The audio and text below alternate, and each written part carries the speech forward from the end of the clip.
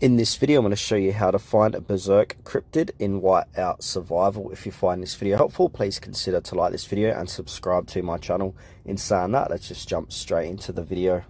So now, in order to find and fight the Berserk Cryptid in Whiteout Survival, this is during Gina's Revenge event. So now if we go ahead and click onto events, and then on the top here, scroll across, click on Gina's Revenge here. So what we first need to do is collect horns of the cryptid. So participate in the beast hunts on the map. Each beast kill has a high chance to drop a horn of the cryptid, and these horns are essential. They trigger the appearance of the Berserk Cryptid when used. And now what we want to do is open our backpack during the Gina's Revenge event and go to the other tab. So we want to go to backpack and then click on the other tab.